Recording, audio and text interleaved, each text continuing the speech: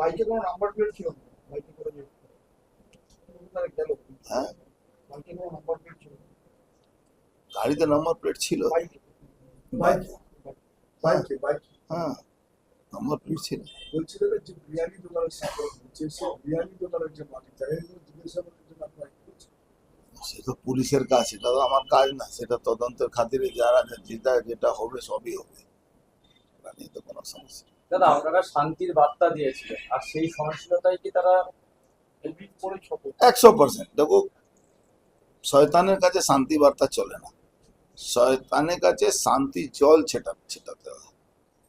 আমাদের পুজোর পুরোহিতরা শান্তি জল বলে না, শান্তি জল ছিটান, শান্তি জল ছিটা, শান্তি বার্তা দিতে না।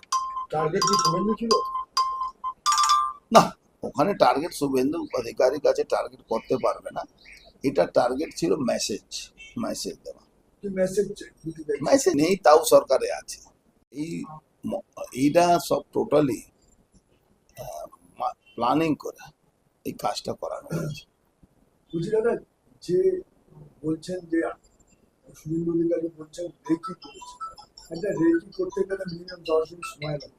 তিনি প্রিপেয়ার দেখুন, ওখানে তোর বাড়ি ছিল, রেকি করাটা ইজি, আর এখন রেকি করাটা খুব ইজি। ধরুন, মানুষকে যেতে হবে না রেকি করতে, তোমার মোবাইল থেকে তোমার যদি নম্বর পাওয়া যায়, ও ট্র্যাকিং করে রেকি করা যেতে পারে। যদি তোমার মোবাইলে তোমার নম্বর যদি আমার কাছে থাকে, আমি তোমার ট্র্যাকিং করতে পারি। এটা একদম বৈজ্ঞানিক পদ্ধতি দিয়ে হয়েছে। ওখানে গাড়ি দাঁড় করানো যাবে, ওখানে করা হবে, ওখানে পুলিশের এখন তো কোনো পুলিশ কনস্টেবল আগে কি ছিল, তুমি দেখবে কলকাতাতে ওই প্রত্যেকটা লালবাতি কাছে একটা 6 ফুট লম্বা একটা সাব ইন্সপেক্টর থাকতো, রিভলভার বন্দুক করে। এই ট্রাফিকের কাছে রিভলভার থাকে তো, এখন তো সব সিভিক ভলেন্টিয়ার করে, তাদের তো রিভলভার রাখার অধিকার নেই। এই জন্য এইসব কাজ করতে পারছে আমরা।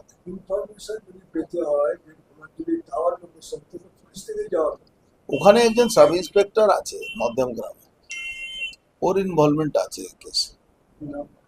নাম বলতে পারবো না, কিন্তু আছে।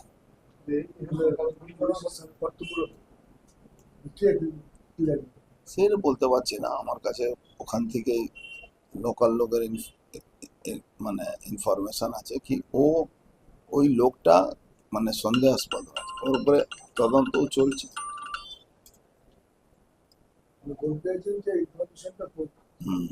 এটা দেখুন, ওই ঘুঘুর বাসার মধ্যে তো এখনো তৃণমূল ঢুকে আছে, এখনো তো পরিষ্কার পরিচ্ছন্ন হয়নি। 90% পুলিশের লোকরা নিরপেক্ষ কাজ করে দেয়, 10% তো আছে। 10% ছেড়ে দিন, 1% থাকলেও এই কাজ করতে ইজি আছে। আর তারপরে তো জানেন, একটা গ্রেট রাজীব কুমার তার উপরে মাথায় বসে আছে, তাকে রাজ্যসভা দেওয়া হয়েছে। সব বহুত প্ল্যানিং করে করা হয়েছে, এটা তথ্য সামনে আসবে নিশ্চিত।